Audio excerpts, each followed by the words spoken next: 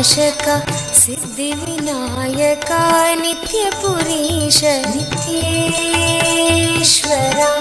Hari नित्येश्वरा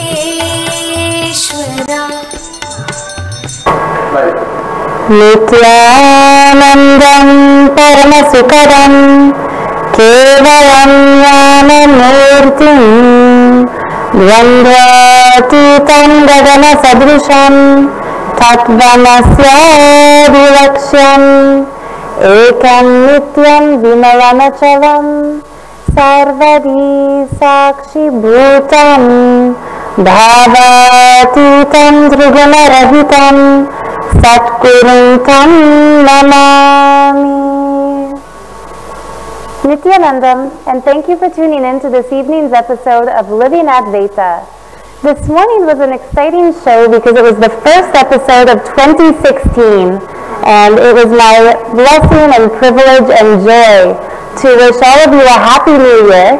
So if you didn't see the morning's episode, Happy New Year and Happy Year of living Sudha Advaita Saivam, which is living the lifestyle of Mahadeva, the lifestyle of the devotee of Lord Shiva. Swamiji declared that this year all 400 sacred powers revealed in Kamika Agama will be made into a spiritual science. He's developing them, he's getting ready to release them, and all we have to do is be here, be around, and experience this exciting cosmic event. Revitalizing Sanatana Hindu Dharma like this is the greatest blessing we can all be a part of. And I can't wait to see how the entire world reacts to the unveiling of these immense powers. So very exciting as we enter this year. And I just want to take this moment before I get into the question for the day to remind all of you the difference between just seeing Swamiji on screen and being around Swamiji physically, being in his presence, being in his energy field, being trained by him, having that opportunity to actually interact one-on-one. There's a huge difference.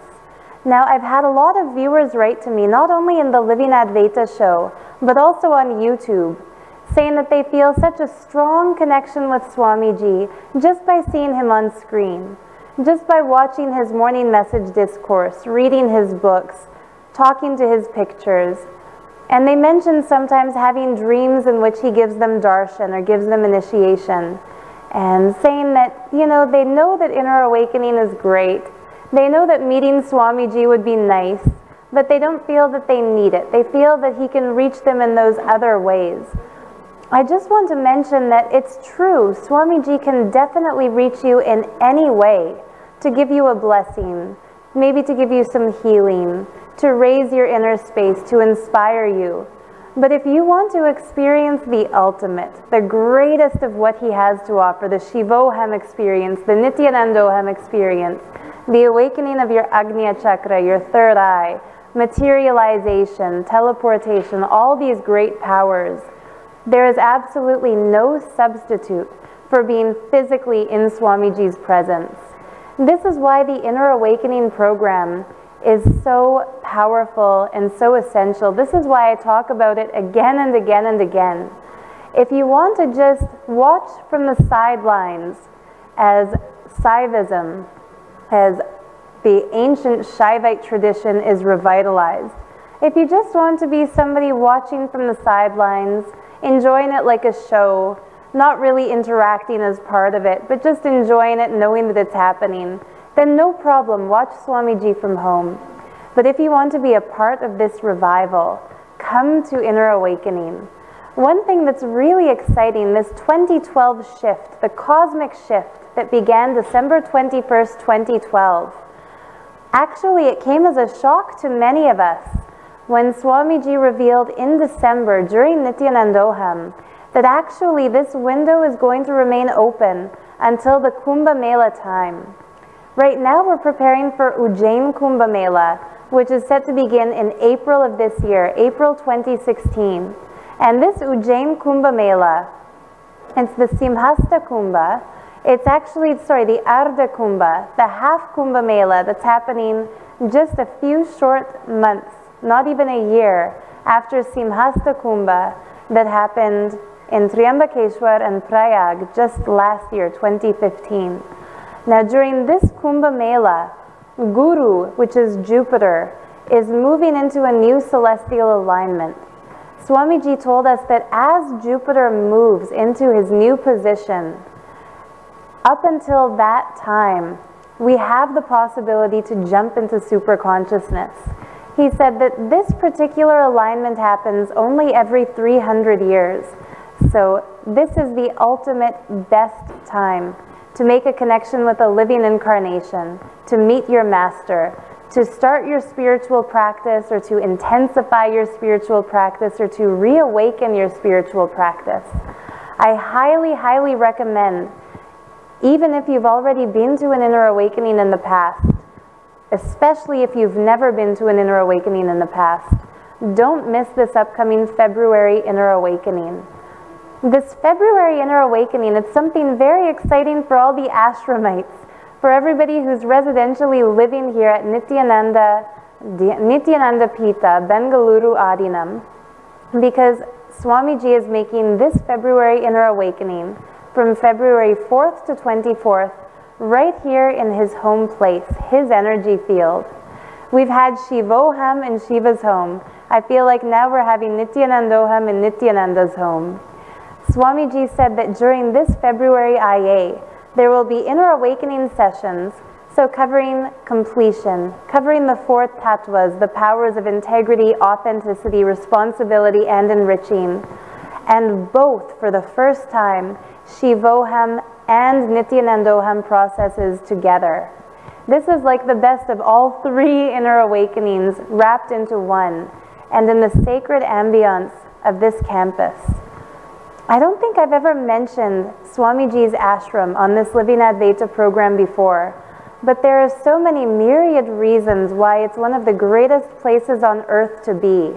And I feel like I would be doing an injustice to February inner awakening if I don't mention what those are now.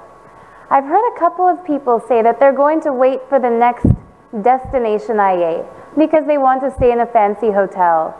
They want to have that comfort and that luxury while attending inner awakening. Of course, that's fine, but there's a higher luxury than comfort, and that's the luxury that we can find in a place like this. Swamiji's ashram, the reason it's such a powerful energy field is that we have so many different sacred places all within just one small landmass that it's almost impossible to describe in words. Just tonight, this evening, before I came for the Living Advaita program, I had the privilege and blessing to sit with all the Ashramites in a place called Vaidya Sarovar to watch a Tepam ceremony. Tepam is when Swamiji sits in a floating pavilion and moves in a procession through water around an Ananda Lingam, a 21-foot Shiva Lingam. So Swamiji sat in the form of an Atma Murti. Beautiful music was played. The entire procession was just gorgeous. Flowers were ornamenting the floating pavilion. The whole thing felt so mystical, so beautiful. And it's in moments like that that we realize just how blessed we are to be here in this ashram. I was contemplating on this a little bit while sitting there, planning my topic for tonight's Living Advaita episode. And I suddenly realized the topic for the episode is this place. So I will get to the question that was submitted on Facebook, but first I want to spend just a few minutes talking about Bengaluru Adheenam. So first and foremost, the main energy hub, energy center of the ashram is the banyan tree. It's been called the Kalpa Vriksha, the Kalpataru tree, the wish-fulfilling tree. And it's not just a tree, it's a samadhi. In Swamiji's previous janma, his previous lifetime, when his mission came to an end, in both bodies, actually in that previous lifetime, he's revealed to us that he was here in 2 forms, a male body and a female body, but both expressing the same consciousness. Both of those forms took Jivan Samadhi. They sat down meditatively under that banyan tree, merged into it, and continue to live in the form of that tree blessing and elevating humanity, and directly communicating with anybody who approaches it. Swamiji told us that when we go to the banyan tree on his ashram, and it's an ancient banyan tree, over 1,000 years old, huge, bigger than the room I'm sitting in, although I don't think that perspective will do you much good, but huge, larger than the average Western living room, just the root span alone. Swamiji told us when we go to this banyan tree, we can hug the tree and it's equivalent of hugging him. We can talk to the tree and he literally hears us. It's equivalent of talking to him. When we know that Swamiji himself is alive eternally under that banyan tree in Jivan Samadhi, it's one of the greatest blessings just to be able to go there and feel that frequency. When we go to the banyan tree, when we have that context, when we have that remembrance, it's so magical, it's so mystical, that I've seen so many people just dissolve in tears merely by its presence. Even my Purvashram mother, she came to the Bidadi ashram after May Inner Awakening. She and I spent about 10 days here just visiting the space. And we went to see the banyan tree. It's a place of total silence. When you enter that energy field, that particular area of the ashram, there's a very strict rule to keep in a silent space because people like to go there to meditate, to connect and to tune in. So she and I were there, we spent some time, and after we walked out of that energy field, she asked me, is there something different about this tree? And I told her, of course, it's a samadhi, it's Swamiji. And she said, well, when I touched it, it felt like human skin. And she said that she just kept caressing the tree and feeling it and going into a state of awe and wonder. Because to her, she said that no matter how many times she touched it, where she touched it, it didn't feel like bark, it didn't feel like a tree. She said it literally felt just like she was touching somebody's arm. And I told her for sure that was a genuine experience. She was touching Swamiji's body. So many of us have felt this. So many of us have experienced the consciousness that permeates that tree. And just for the banyan tree alone, it's worth coming to an inner awakening in this ashram, in this Adheenam. Besides that, there's a murti of Dakshina Murti under the tree. And this Dakshina Murti, like the tree itself, you can speak with Dakshina Murti and Swamiji will directly answer you. I've heard so many people share their experiences with Dakshina Murti. It's one of the most beautiful things to be able to connect one-on-one with a living deity. The Prana Pratishta Swamiji gave, the Prana Pratishta that he infused into this deity, that means the living life force energy that gives it individual consciousness, is very, very intense. And some people have said that Dakshina Murti's face is like a clock that displays Swamiji's mood. On any given day, when you go to Dakshina Murti under the banyan tree, you can look at his facial expression and it literally changes. Some days he'll have a big, vibrant smile. Some days he'll look a little bit more stern. And some days he'll be smiling lightly. Sometimes he'll have a coy smile. I was told back in 2009, you can tell how Swamiji is carrying you. You can tell how he's relating to you by the way Dakshina Murti looks at you under the banyan tree.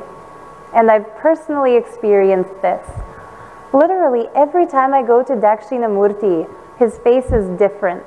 And this is something that I feel you really have to be here yourself to understand. You have to see it to understand. It's not just a shadow play. It's literal movement. There's life in this Murti.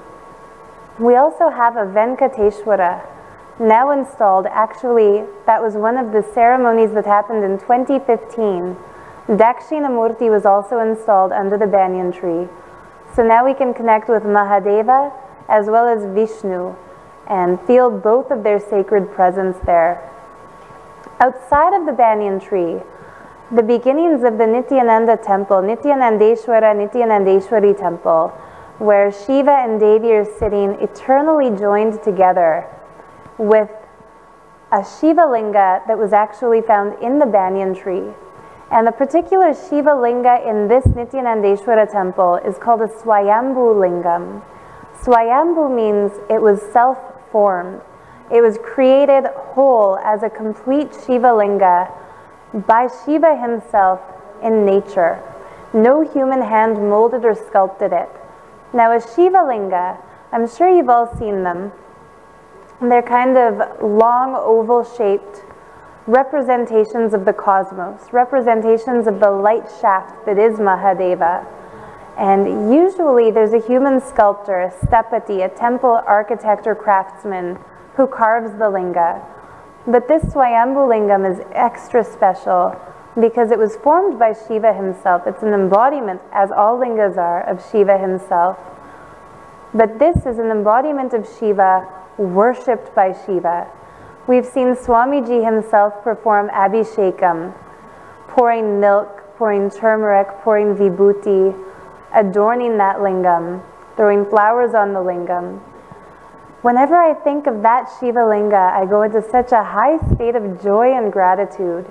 Actually, Swamiji told us one of the great things about Varanasi is, excuse me, one of the greatest things about Varanasi is the Vishwanatha Linga was worshipped by Shiva himself in his avatar as Kashi Vishwanath.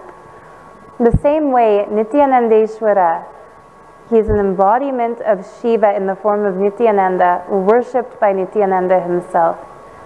Being in that presence, feeling that energy is so divine. It's so beautiful. And you can literally relate with these deities. They'll answer you. I know I've spoken at length in previous episodes of Living Advaita, sharing stories people have told me about ways they've connected with these deities. And I highly recommend you come, meet them, talk with them, get to know them, hug the banyan tree. We all love to hug trees. It's a grounding feeling, but hugging the banyan tree is something beyond grounding. It's grounding and elevating simultaneously. Earlier in the episode, I mentioned the Vaidya Sarovar with the 21-foot Ananda Lingam.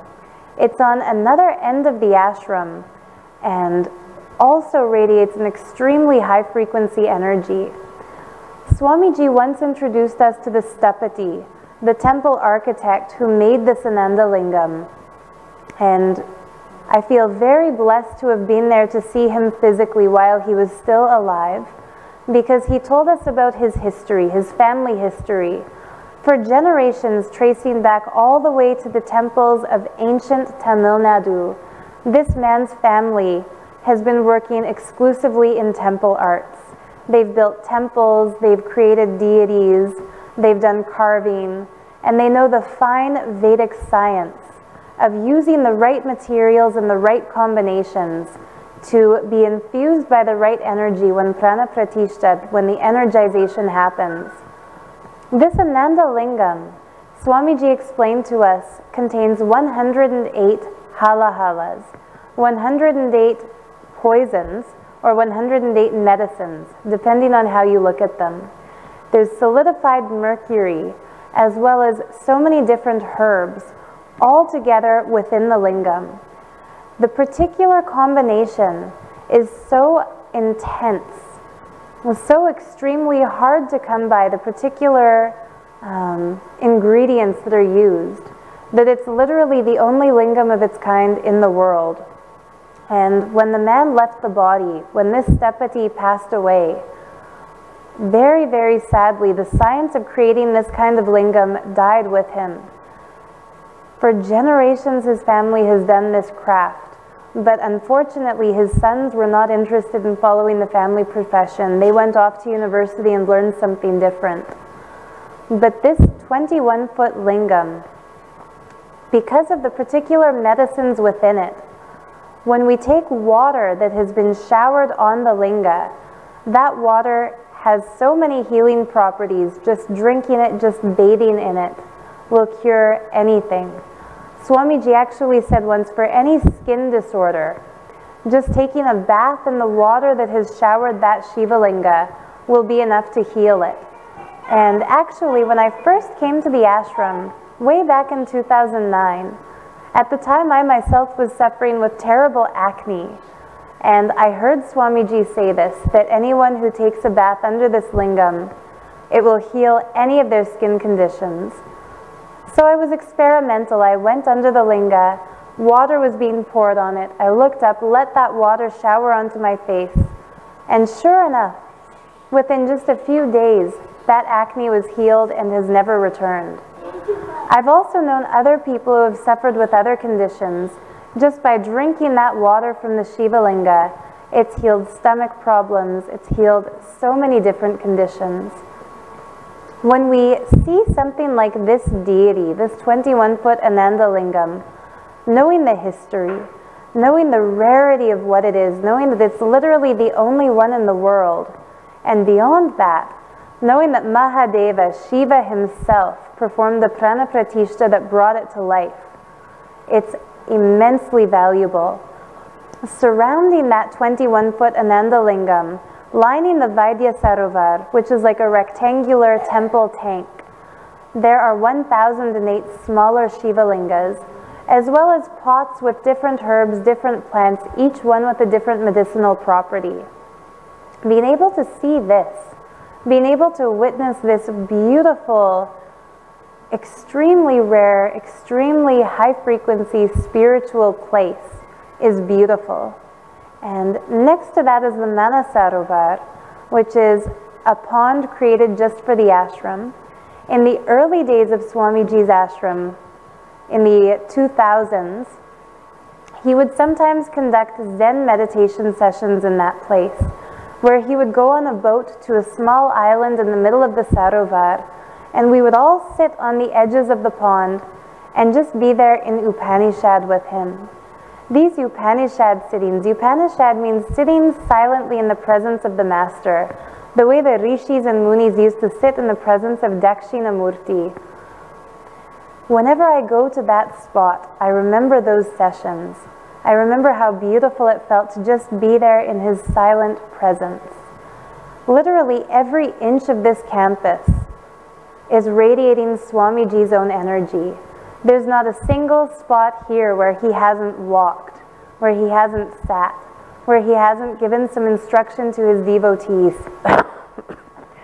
The ashram is him. So when an inner awakening is coming up in this energy field, in this place, if you feel any sense of connection to Swamiji, if you haven't seen his home yet, you simply have to come see it.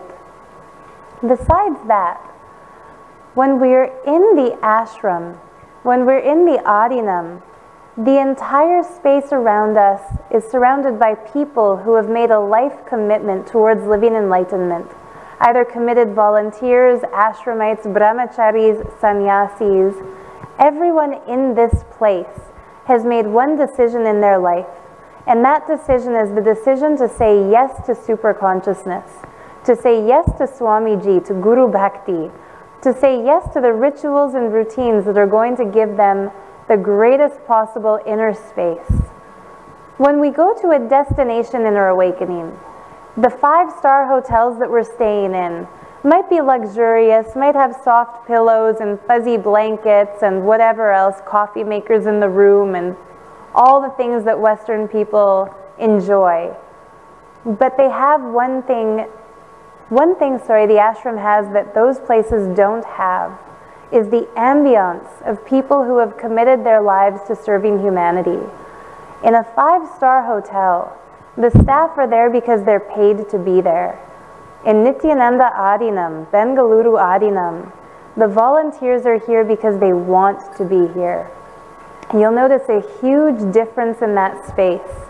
When we go to a destination inner awakening, moving from the hotel room to the IA hall, we'll pass so many people with so many incompletions. For example, during Nithyanandoham in Phuket, there were multiple occasions in which on my walk from the hotel room to the inner awakening hall, I passed by people who were eating meat. And as somebody who's been vegan since age 13, vegetarian since age 8, with a passion for vegetarianism, I found that so disgusting. We know that that will never happen in this Bengaluru Adheenam, in this ashram. Also, many times as we were going towards the IA hall, in Phuket. And also in Varanasi this has happened, moving from the hotel room to the Inner Awakening Hall. We have to walk through clouds of smoke because hotel staff are smoking on their breaks. Smelling that kind of toxicity on our way to a place that's cleansing us can be a little bit jarring. Again, that is something that will never happen in the ashram. Here we enjoy the luxury of consciousness. Here we're guaranteed that every person we meet at one point or another in their life, regardless of what they may be going through in the moment, at one point in their life they made a decision to say yes to Swamiji, to being here. Knowing that they're living following the rituals and the routines of Sanatana Hindu Dharma guarantees that the experience we have at the Inner Awakening here is going to be authentic and elevating and in the right context. So be here for the Satsanga, the company of good people. Be here for the Kshetra, the pilgrimage place. I can see already that for hundreds of years, thousands of years, for infinity, for as long as Bhuloka, planet Earth, continues to exist, pilgrims are going to be visiting this place, this space, this ashram, just because Swamiji has walked here, just because he has lived here. People are going to be coming from all around the world and from all the other planets and star systems, from all the universe. People will be coming here to have darshan of the place that was home to Paramahamsa Sri Nithyananda Swamiji. When we have the opportunity to be here and see him while he's alive and in body, to experience meditation processes from him in person, in this place, that's going to be the largest Shiva temple on planet Earth, we simply can't miss it. Now, knowing all this is coming up and also knowing that this is the year of living Suddhadvaita Saivam, how can we possibly even think of missing one of these inner awakenings coming up? February Inner Awakening especially, in this energy field and during the time of this energetic gateway leading up to Kumbh Mela, it seems like it's going to be one of the most powerful inner awakenings yet. And I really look forward to meeting all of you there. When you come, I'll give you a tour of the ashram if you'd like. I'll show you all my favorite places. It's beyond worth seeing. Words can't even describe how great it is to be here. So with all that said, and if I'm forgetting some of the places, actually I know I've failed to mention many places, like the bamboo grove where the healing sticks come from, like the Laughing Temple, like the Raja Sabha, the Ananda Sabha, all the different sabhas where so many amazing programs have been conducted. Maybe in future episodes of Living Advaita leading up to February Inner Awakening, I'll talk about those places also, as well as the other deities here, Kala Bhairava, the gatekeeper, all the deities, I'll mention those, and the Gurukul. There's so much to discuss, I think. Even 10 episodes wouldn't be enough for it. So if you have any questions about this ashram, Bengaluru Adheenam, please post them in the Facebook Living Advaita group, and I'll be happy to get to them in upcoming episodes.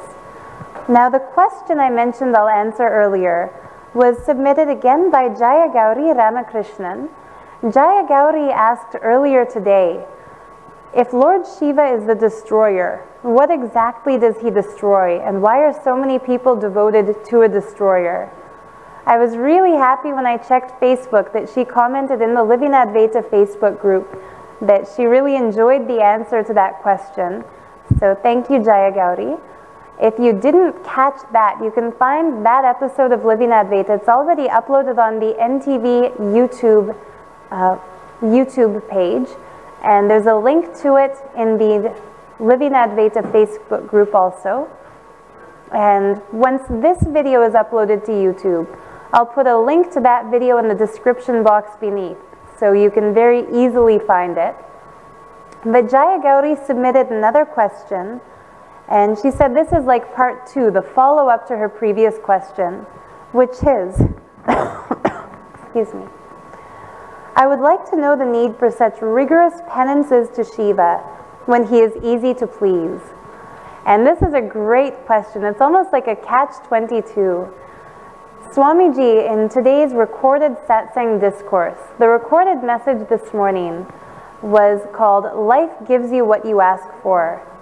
And during that discourse, Swamiji said, Lord Shiva, Mahadeva, he's Ashutosha, easily pleased.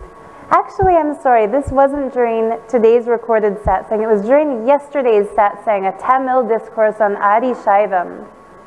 Swamiji said, Lord Shiva is Ashutosha, easily melted by the sight of devotion.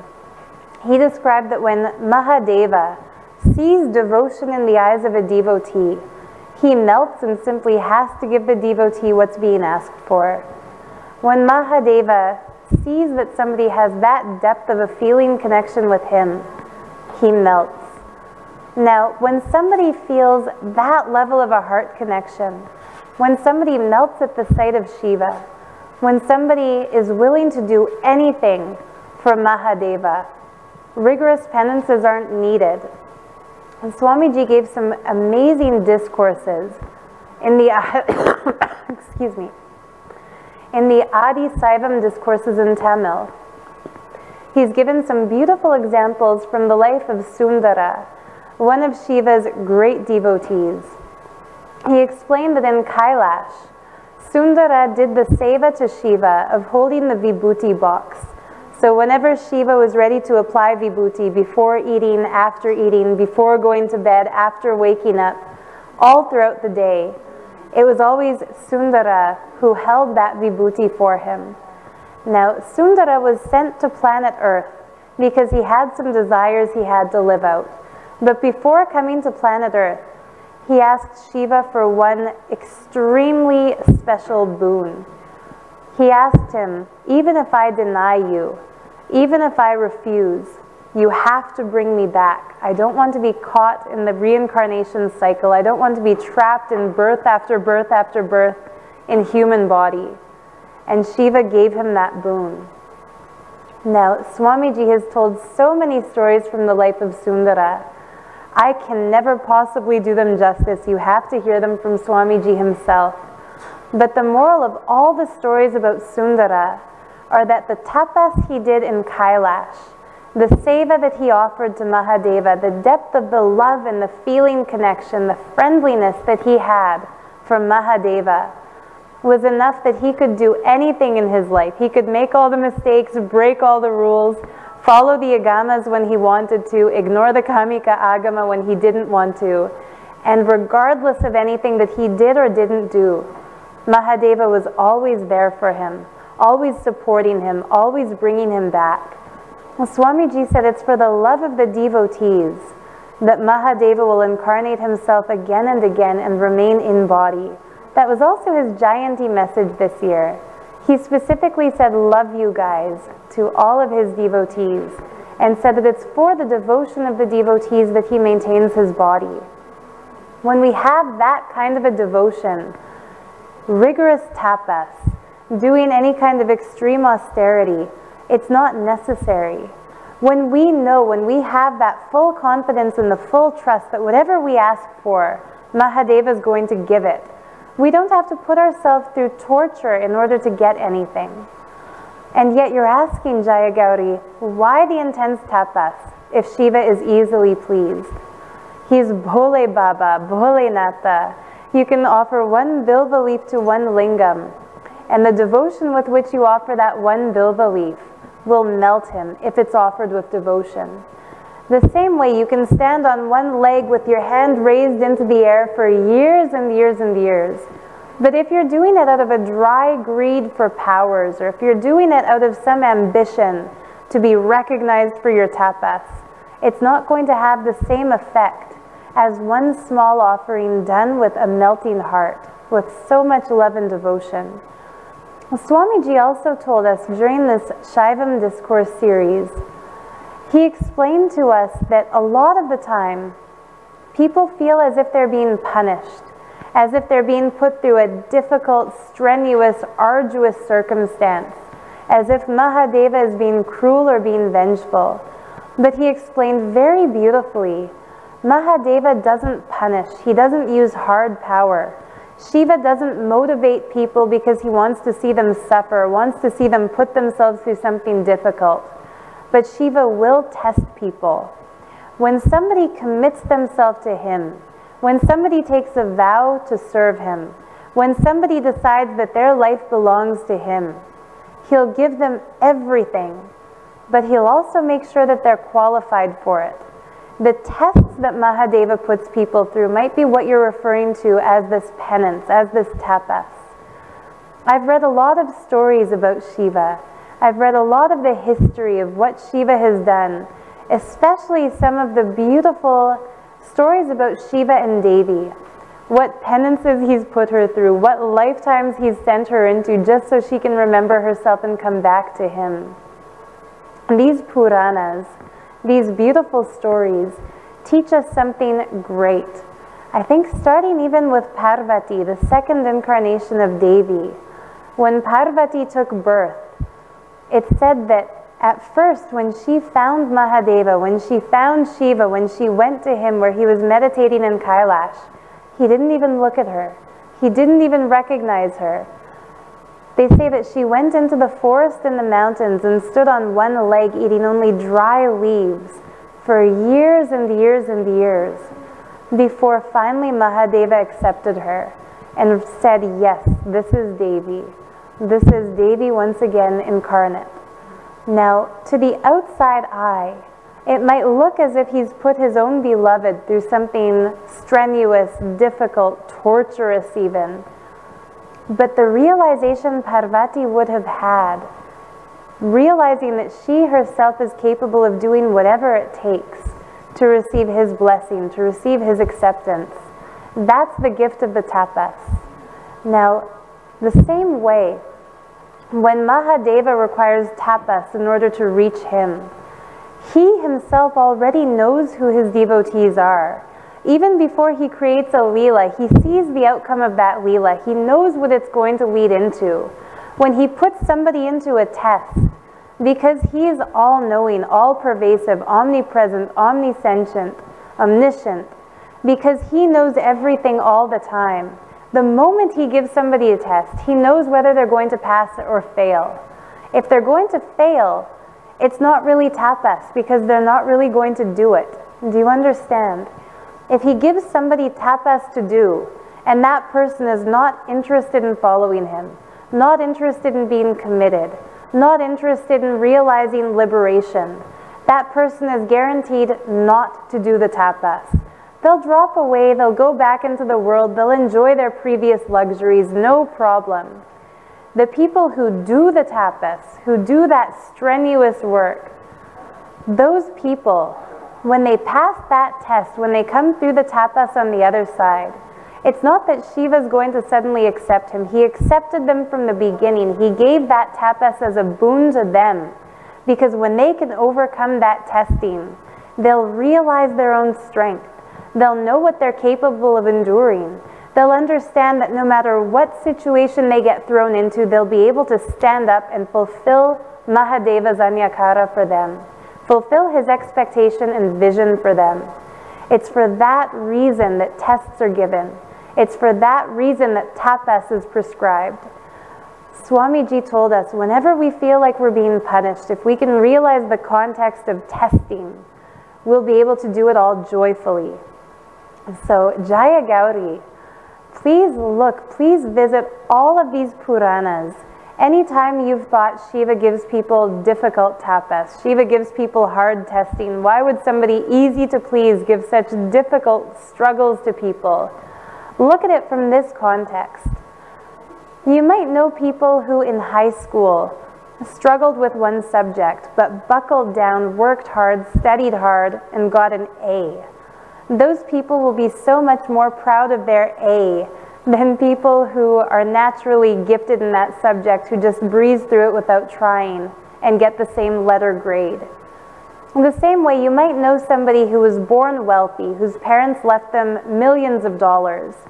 And you might also know somebody who was born poor, but worked hard, had ambition, followed their ambition, built a business, built an empire, and earned the same amount of money.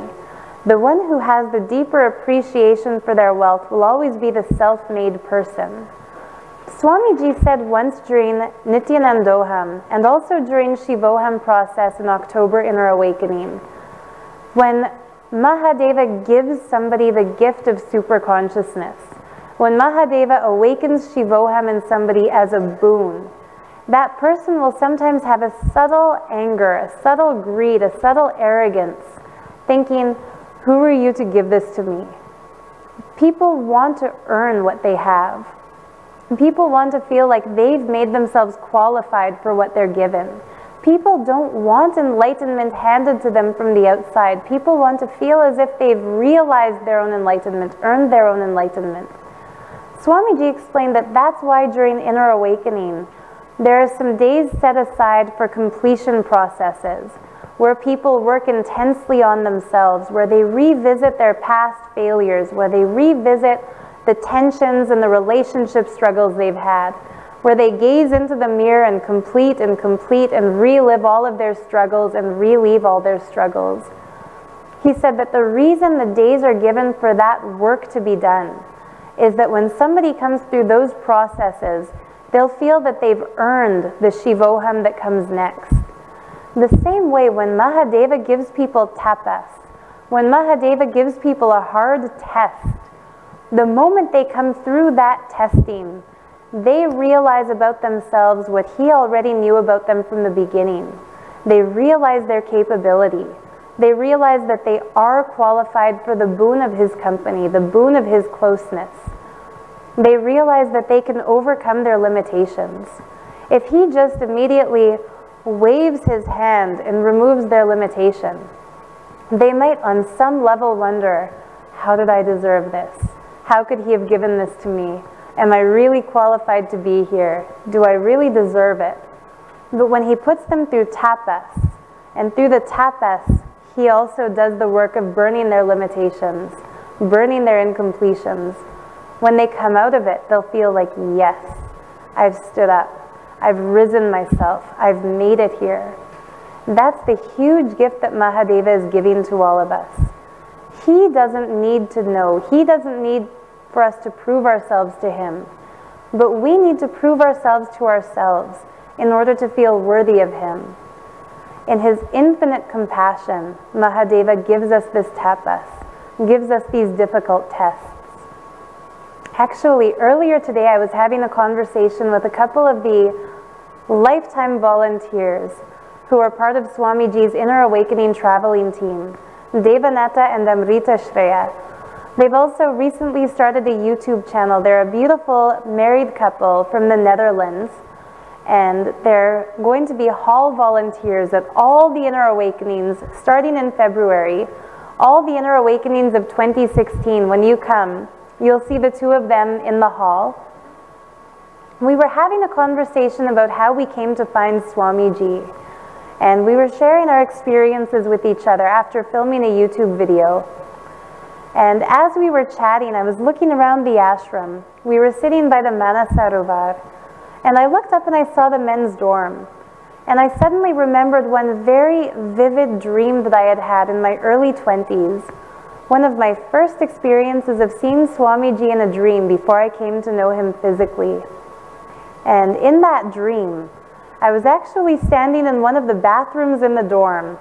And this is how I know it wasn't just a dream, because it was literally the bathroom in the dorm. The stalls of showers were there, the stalls of toilets were there. And there was a row, excuse me, there was a row of sinks and, you know, mirrors with plastic frames above those seats. It was very realistic, very vivid. And in the dream, I was standing looking into one of the mirrors, and I said out loud, "I'm ready to see you now." The moment I said that, I saw Swamiji's form standing behind me.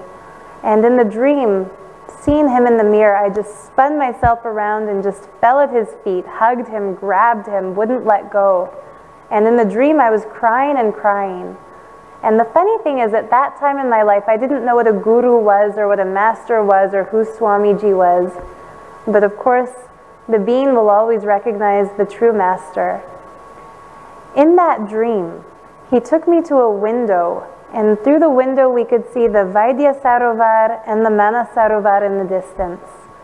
And he was being very sweet. He was answering my questions. But as soon as we reached the window, he looked at me with such a stern look on his face. For a second in the dream I was shaken because I thought he's angry at me. And he told me, jump through the glass, fly through the air, land in that water, swim to the other side, then look back at me. And in the dream, I wanted to say, are you crazy? You want me to jump through a plate glass window? We were on the 3rd floor. I was thinking, how can I jump through glass? I'm not able to fly. I can swim. Why can't I just walk outside and go to the edge of that pool and then swim? The edge of that pond and swim. It was the Manasarovar. But as I was looking at him, I realized he's not joking. His face looked so stern. And in that dream, I decided I have to do what he's telling me to do. There's no other choice. So I jumped through the glass. And literally, as I jumped through, I dove through with my hands out the way you would dive into a pool. It just beautifully parted itself as if it became some film, some kind of jelly film.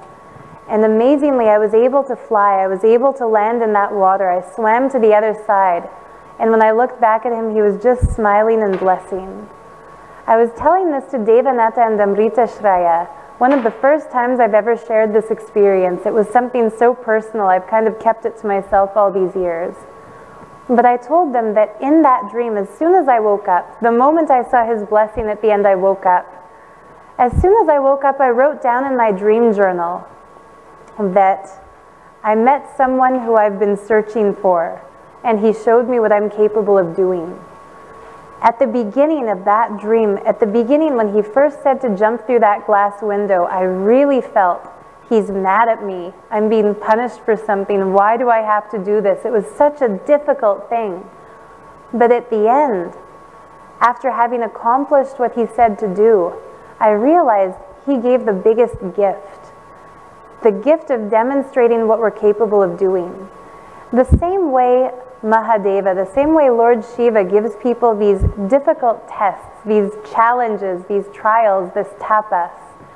When you surrender yourself to a living incarnation, a true master, again and again and again, he'll test you like that.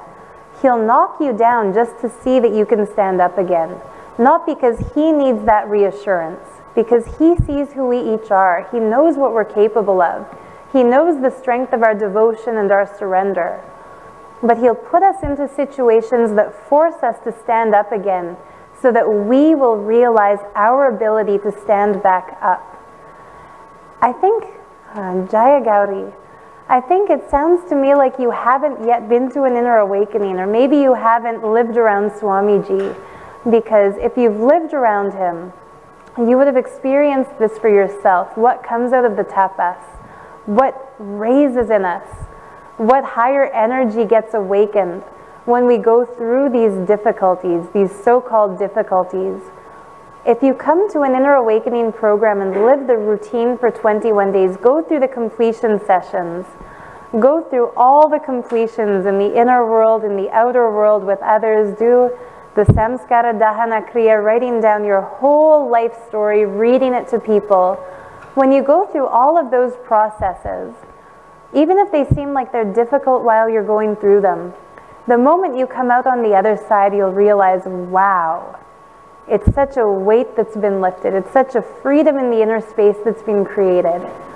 The beauty and the relationships that flowers after doing that kind of completion, it will be enough to show you that there's a huge, valid, beautiful reason for everything he puts us through. Not only that, even things like the morning yoga. I had a big click this morning. I was one of those people who felt resistant towards getting up early, walking through the freezing cold outdoors to the yoga studio in the morning, doing the 1 hour of yoga that's difficult. This morning I decided, as soon as I got onto that yoga mat, I decided I have to change my inner space. I have to change the energy I'm carrying towards yoga. And my yoga Swami led us through a beautiful yoga session. And in part of that, we were doing a shoulder stand. It was towards the end of the class. And as we were in that shoulder stand, That's where you lie on your back, your legs are straight up, and you're supporting your hips with your hands. I would demonstrate right now, but we don't have this set up in this studio, and I'm not wearing the right kind of clothing. But we were doing shoulder stands, and she gave the instruction, put your legs into Padmasana if you're able to. And as soon as I heard her give that instruction, I remembered back in 2010, during a program called Living Enlightenment Process, somebody asked Swamiji, who's a true yogi? How can you tell if somebody is really a yogi? And Swamiji said there's one test. If somebody can put their legs into Padmasana without the use of their hands to pull on their feet, that person is a yogi. As my Yogananda Swami said, put your legs into Padmasana.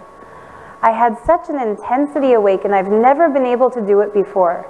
But I thought, I have to do this. I have to become a yogi. I have to realize Swamiji's Anyakara. I have to be able to do what he wants us to do in his ashram. If he's giving us this yoga, it's because he wants us to have the best possible physical body. And I was actually able to do it for the first time in my life. Without using my hands, keeping my hands on my hips with the legs in the air, I was able to perfectly lock both legs into Padmasana. And by doing that, I suddenly realized this yoga in the morning, truly it's not a punishment, it's a gift he's giving us. What seems strenuous, what seems like tapas, what seems like a difficulty, the moment we remind ourselves of the right context, the moment we make a solid decision within ourselves to take the best of it, instead of inwardly complaining, instead of wishing we could go back to sleep, instead of wishing that we could stay in the warm indoors instead of walking through the cold outdoors to get to the yoga studio. The moment we realize Shiva is not giving us tests or giving us tapas because it's hard to please him. The moment we realize, yes, he is Bhole Baba, he is Ashutosha, he is easily pleased. He's giving us these challenges so that we will grow for our enlightenment, for our betterment. When we realize that and go along with the test he's giving, go along with whatever he's putting us through, in those moments, if we pay attention to ourselves, we will literally see the growth and the expansion happening.